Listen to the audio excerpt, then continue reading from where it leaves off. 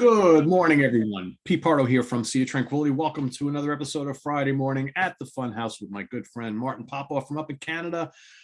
How's it going?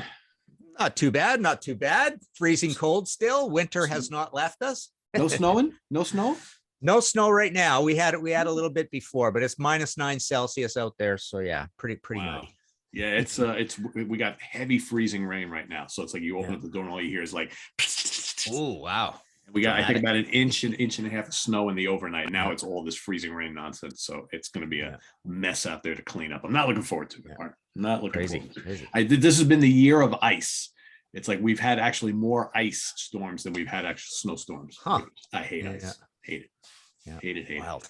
But what are you going to do? So today, speaking of ice and like, I don't know what ice has to do with what I'm about to say. But anyway, I thought maybe there was a little connotation there. Gatefolds. So back in the day when everybody was buying LPs, when LPs were all the rage, right? You had certain albums that came out that opened up, not traditionally, not just something you take your LP out of, but they would open up, whether it was a double album or a single, and maybe you had great artwork on the front, or maybe you didn't, but you opened it up and all that gatefold artwork on the inside, or maybe it's photography, maybe it was art, was pretty damn eye-catching, right? So Martin and I have been talking over the last couple of weeks that wouldn't it be kind of cool to do something like that? And we had a couple of viewers who asked for it. So what we've done is we've got another two-part episode for you. Today we're going to talk about the ones that we kind of really like, the really good ones, and then next week will be the ones we kind of don't like that are not as successful. So we've each got 10. We're going to do some quick show and tell here, and then we'll give a little commentary on each one if it needs to be. But I think a picture tells 1,000 words. And just so you know, I'm going to show CDs because I don't have vinyl. Martin may do a combination of the two. We'll see how it goes. So I'll have Martin kick us off with his first choice today. Okay, so mine are actually all vinyl. So I just went through and found ones like this. So here's an interesting one on Bad Company, Run with the Pack. It's really cool that they did the embossing and all this. This is actually not a Hypnosis one, but the gatefold in it really looks like a Hypnosis kind of photograph. But yeah, apparently it probably is not a Hypnosis photograph because this design is not a Hypnosis. But I really like this. It really gives you that kind of like weary on the road sort of feel. It's a really well done picture of the band, and it contrasts nicely with the fact that the rest is all silver, like Queen the Game, with embossing and all that kind of stuff, right? So just a really cool photo of the band, because frankly their album covers don't really give you very much of this, right? They're actually pretty plain, so it's good to see that in a record. So there you go, Bad Company. Yeah, not a lot of them on a lot of their album covers, right? Yeah. So yeah, it's a good one. All right, so my first one, Roger Dean. No, it's not. Yes, not yet. Anyway, Atomic Rooster, In Hearing Of. We're going to get a little bit of glare here. So we got Roger Dean on the outside, but also a very cool gatefold on the inside. So there you have the band kind of inside a horn, right? With the kind of cool countryside and the little kids skipping around in the background. Always thought that was pretty neat. All the album information on the side there, who plays on what, who wrote what. So kind of one from Roger Dean that does not get talked about too much. Cool. So that's an early Roger Dean, eh? So that's just as he's getting formative there with the 1971. So so pretty early. Yeah, Derek Riggs has kind of a neat story like that too, where there's a few oddities early on. So okay, my next one is Queen 2.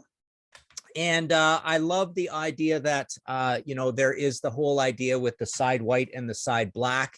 And what they do is they make that known with the alter ego Queen on the inside. So you get the side white on the inside, and you get the song titles and some of the credits over again here as well. But there is an inner sleeve as well. So that really drives home the point of that. So I thought that was pretty cool. Yeah, and it also plays off well on the kind of song titles and things like that. So Black Queen and all that stuff. Yeah. All right, so this one here, this absolutely enthralled me when I was a kid. I remember buying this from the record shop, and I fell in love with the cover. And then when you open up the massive 2 LP gatefold, I was like, holy crap. So ELO, Out of the Blue, there's the cover. Yeah. So you get this massive spaceship, right? And then the inside takes you into the belly of the spaceship. Yeah. which I thought was neat. And me as a kid being like a science fiction and fantasy fan, I was just like, this artwork just absolutely blew my mind. And, again, the CD doesn't quite do it justice. The LP, I remember having it. It's just massive. And yeah, it doesn't get much better than that. It's just absolutely gorgeous. Yeah, that's cool. I remember an old 70s toy that looked like that spaceship. I can't remember what it was, but that really does look like a old plastic toy from the 70s, and those cool 70s colors, right? Yeah. We had all these spaceships. We had the ELO spaceship, we had the Boston spaceship. It's like yeah. Okay, my next one is Queen Jazz, sticking with Queen. So yeah, it had a pretty cool album cover to begin with, but I love this whole idea of the massive show of all the instrumentation. You really get a look into how they make the record, because here they are with all their gear. Obviously there was the poster and the inner sleeve as well. So there was a lot to go along with it. The inner sleeve actually continues on the idea of the gatefold. And there was the poster with the naked gals on the bike. Yep. But and we won't be showing that, but yeah, so yeah, an incredible amount of guitars and drums, and a couple of different drum sets here. You get all the credits right in the middle. So there you go. That's how they make what is inside the tin. Martin, you're a party pooper not showing that poster. Man, I remember being a kid, and like my cousins, they're both female, actually bought that album first. And I remember going over to their house on Long Island, and they're like, "Oh, look at this new Queen album." It's like, "Oh, cool." So I'm like looking, open it up. I see the poster open up, like, "Whoa!" And they're like, "Yeah, you're not supposed to look at that because I'm like a year or two younger than them." I was like, oh, yeah, "That's where it's at right there. Never mind the damn gatefold." All right, Emerson, Lake and Palmer Trilogy. There's the front cover, front and back, right? And surprisingly, some people that don't like this gatefold, I think it's quite lovely and quite kind of charming and tricky there. There you got the guys in the woods, weird woods as it is, and there are the three of them all over the place, all throughout the woods. Kind of a neat little trick photography thing going on there. Then you've got the album information in there in the middle. I always kind of like this, maybe because I'm a woodsy guy and I live in the woods myself, so I always thought that was kind of cool. And it's a little bit different than kind of like what you get on the front, which is more of like the sky and all that kind of stuff and sunset. You have in the woods. So I always kind of like that. That's cool. Great. Yeah, nice and dramatic. My next one is Kiss Alive 2. So there's your front cover. But what I like about this is the gatefold is this amazing live shot, and it brings back memories to me because I saw this tour in Montreal with Cheap Trick supporting, and so there you get Kiss in all their glory, showing you what's going on with the cool cat thing that a lot of people forget about that thing. But look at that riser with the dual cats, which is kind of a nice shot. But yeah, they're just showing you the majesty of the whole stage show. And I always thought this was kind of a really neat artsy kind of setup for the front cover, with the little shots like that, with Gene looking absolutely super evil. And then the back cover is not very good. They just kind of repeat the exact same pictures on the back there. But but those four pictures are iconic, right? And they're really good shots of the guys. Yeah, I always love that gatefold because I'm a sucker for a great. If you got a live album, you got to have a great live gatefold. It's got to have live pictures on them, So yeah, that's one of the greats. Yeah. Speaking of, this is half live and half studio. So Allman Brothers, Eat a Peach. There's the iconic front and back. Eat a peach, eat a watermelon. Hey, why not? But the gatefold is actually this, almost kind of like a map. Like it's like a painting map. But how hippie is this, right? I mean, this is like total like late 60s, early 70s, and it's one of those things you got to like look at. It's so psychedelic, and there's all sorts of little hidden gems and things here in this. It reminds me of something from like the J.R.R. Tolkien, Lord of the Rings, The Hobbit type of thing, but it's very psychedelic and hippie-ish. I always thought this was really cool, and I never owned this album on LP. I think that would have been really cool to see it, much larger, to really be able to catch all the little things that are on there.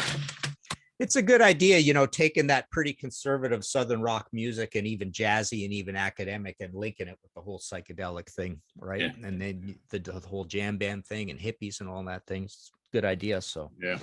All right. My next one is Led Zeppelin Presence. And Obviously there's the cool story of the object, and one of, the best shots on the front, probably the second best shot is on the back, but they continue the whole thing with more of these 1950s, these cool 1950s looking kind of pictures where there's an object in every one. It actually makes it much creepier having this kind of stuff being, regular people out in the sunlight rather than, anything, directly horrific, right? True.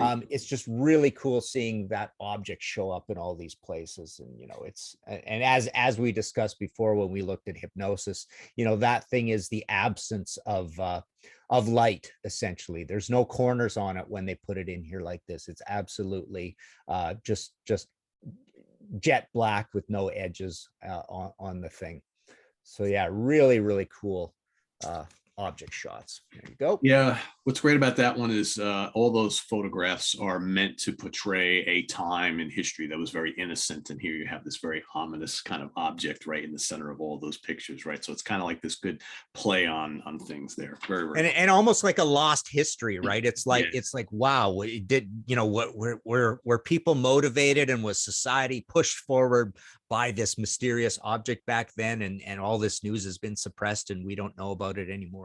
And here's a reminder of what drove the 50s and the 60s or whatever, right? Yeah, exactly. Yep. Yeah. Pretty cool thing about it.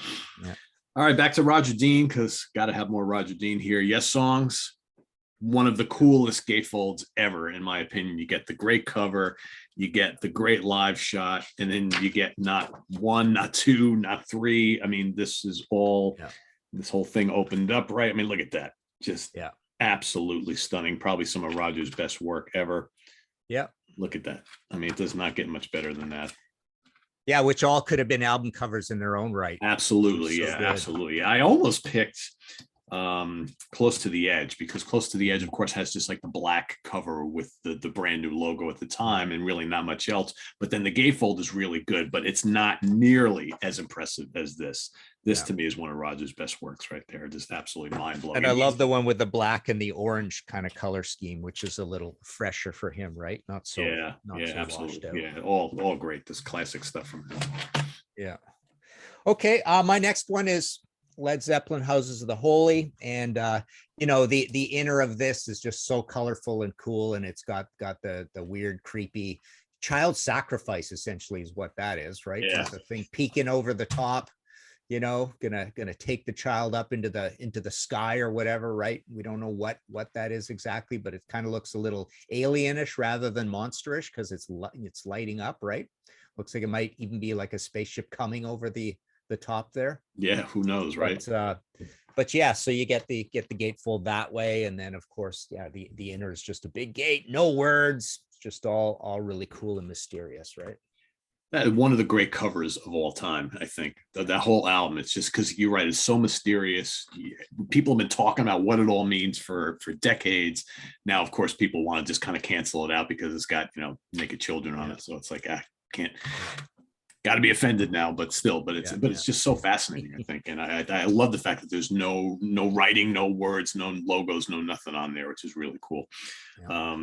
All right, my next one, Triumph, Just a Game. So you get the front cover, right, which is pretty cool as it is, but even cooler was the gatefold, which actually had the game board.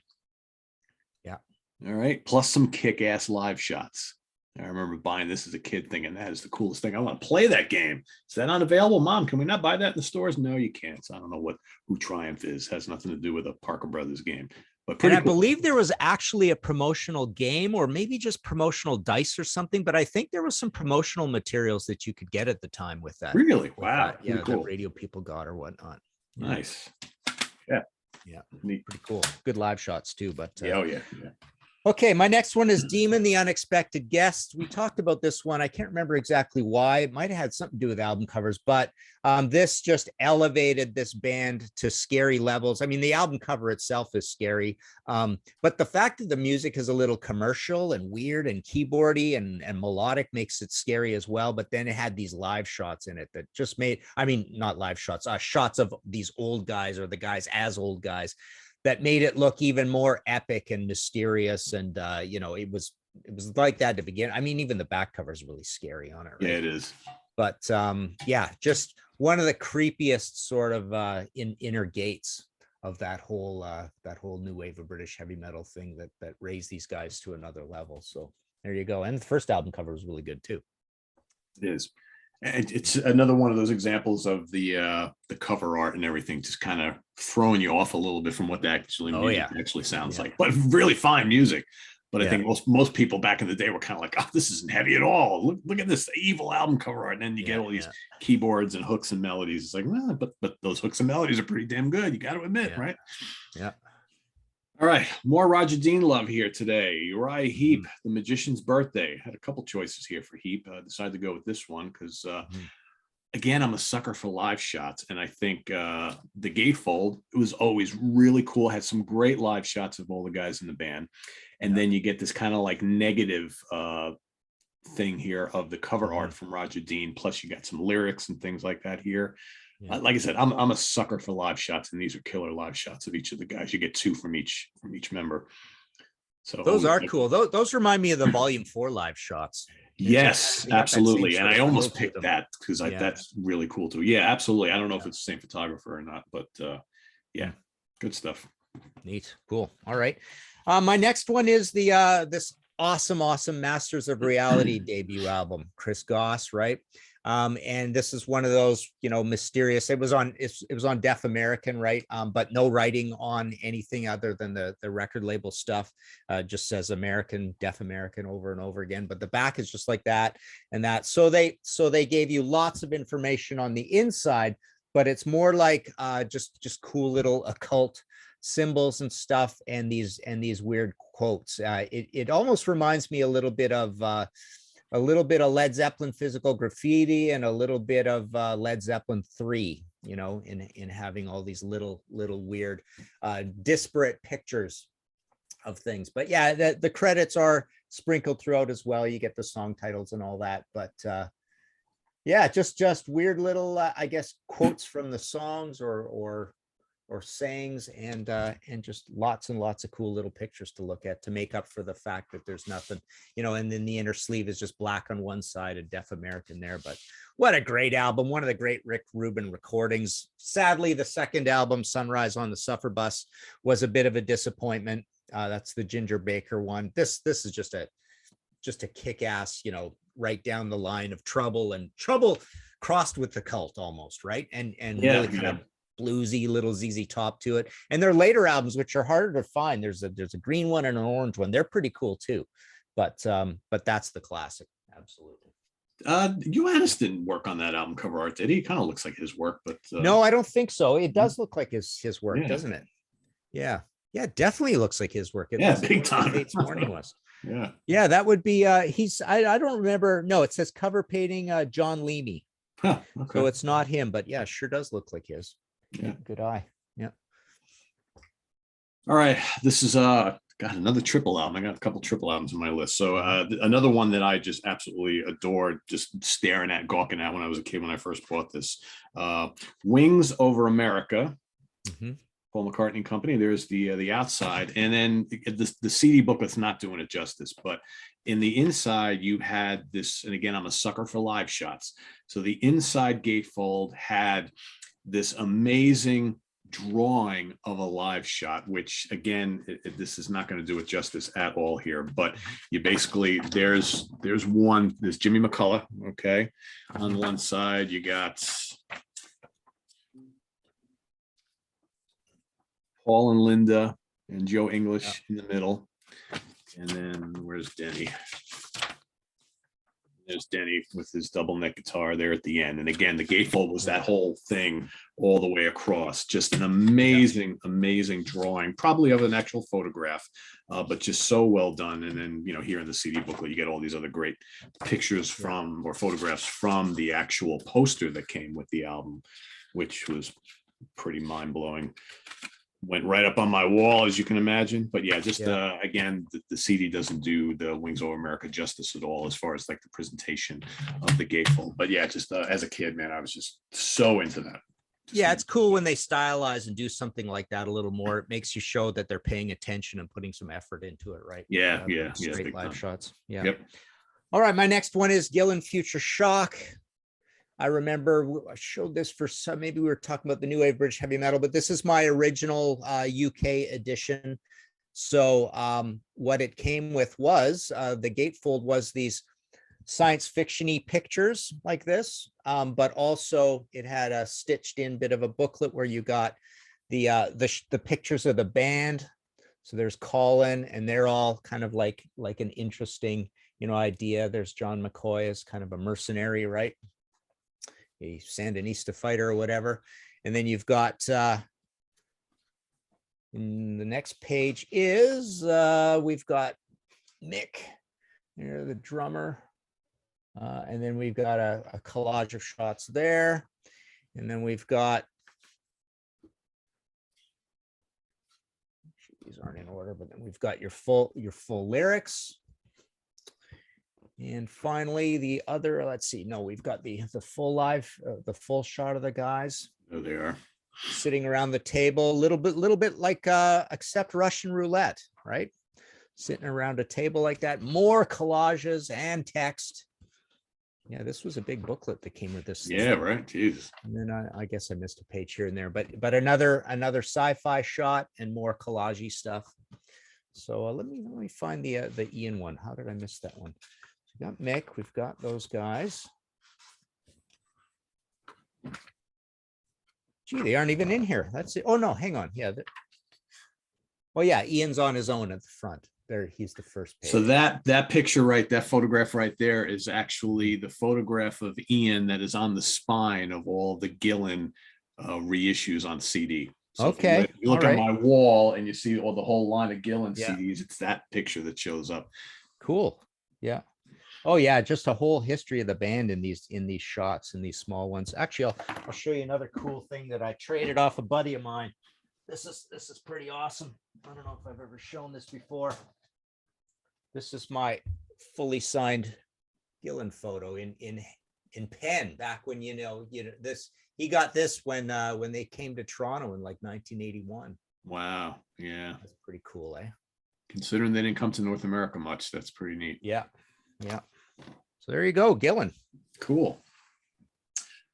All right. This one needs no explanation. One of the great gatefolds of all time. Oh yeah. Jethro Tull stand up. Yeah. It's like, hello, here we are. Yeah. Recreated just perfectly on the 40th anniversary box set of stand up. Yeah. So it doesn't get much more simpler than that. You don't really need much else, right? Yeah. Just the guys in the band. I remember there's been a couple of those in the past. It's eluding me now, but I remember seeing a few of those. I think the Damned actually had one of those. Did they really? Yeah. Yeah. And somebody else in the 70s, but yeah, that's a cool one for sure. All right. My last choice for the day is the Steve Howe album. You get your standard Roger Dean on the front and back, but one thing that was cool about this is you get the full array of the instrumentation, all the guitars he used. And I believe, how did this work? Yeah, he did this cool little, finger pattern to tell you what guitars were played on each song, which I thought was really cool. A lot of good explanatory liner notes, and you get the shot of him, working with the orchestra there. So this always really enhanced this album for me. I really like this album. It's one of my favorite of the Yes solo albums, as is Beginnings. Beginnings is really good too, but this is the least conventional one. This is a little more instrumentally here and there, right? Yeah, I wish Steve would not sing. What's that? I wish Steve would not sing. I don't mind his voice. Chris's voice is better. Yeah. In fact, Steve has a good voice, but he's not that great a singer. Chris is a good singer and has a good voice, right? Yeah. And John Anderson is a great singer, but his voice isn't as cool as Chris's, I don't think so. Right. Yeah. Exactly. All right, my last one. I saved this one for last for a reason, because Martin and I can do a little counterpoint in each of these episodes here, because he doesn't like this one and I quite like it. Deep Purple, Made in Japan. Oh yeah. Okay. I surprised you with that. I didn't tell you I was going to do this. And the gatefold is that. which, some might say, and Martin will talk about why he doesn't care for this in the next episode. But for me, this perfectly represents the land of the rising sun. Playing down in Japan, you got the pretty cool live shots of each of the guys in the band, although they're red and kind of hard to see. But I think it really just kind of signifies what this album is all about. And again, this album may not be for everybody. I totally get that, but I just think it perfectly matches with where they recorded it. It's a live album, live shots, rising sun, all that kind of stuff. And it's in its simplicity. I think it kind of works. So I've always kind of dug it, but I have a love affair with this album that goes back, 45 years. So what are you going to do? Cool. All right. So as we always say, later. I'm dead. You beat me to it, man. Yeah, more on that later. So thanks for watching, everybody. This first episode, looking at Gatefolds. Next week, we take a look at some of the ones that we don't really care for too much or that just kind of suck. So stay tuned for that next week. Martin, plug all your stuff before we go. So I've got that UFO visual biography and Priest visual biography. They're going to be arriving in the next 10 days, 2 weeks kind of thing. They're both up at my site now, so I've been taking orders for those. And the Yes visual biography has a new title and a new cover, and those are coming in this same shipment because we're going to be doing a part 2. So now those are going to match. So that's coming as well. And we got the podcast History in 5 Songs with Martin Popoff, experimenting a little bit with TikTok on that, so people can check me out there. And of course, the Contrarians just knocked off a really nice Mott the Hoople one with Jamie yesterday, which will be going up tomorrow, I think. Also, I'll have to check that out. Yeah, Jamie's a good dude. He's you can slot Jamie in anywhere, and he brings it, right. The master of the props. Did he bring his props? Oh yeah, and he did a lot of homework, and we really covered off Mott the Hoople in some granular detail for sure. Very cool. Very cool. I'll have to check that out. All right. Thanks for watching, everybody. Visit us on the web at www.seatranquility.org. We're on Facebook. We're on Twitter. Of course, we're here on YouTube all together, all the damn time. Stay tuned for part 2 of this next week. We've got coming up this weekend. We've got the UK connection with Simon Bray and Stephen Reed, an absolutely hilarious episode that you've got to catch. It's over an hour of us telling stories, concert stories of you saw who, right? So basically those concerts we saw that maybe people would be surprised that we actually went to see, and the stories behind it. So that's coming up tomorrow. And then Sunday, we've got album homework assignment. Stephen Reed coming back once again, going up against Neve the Prog Nerd. So that's happening Sunday morning, 10 o'clock a.m. Eastern Standard Time. Tune in for that. So we'll see you next week here at the Funhouse. For Martin Popoff, I'm Pete Pardo. Have a good weekend, everybody. Bye-bye.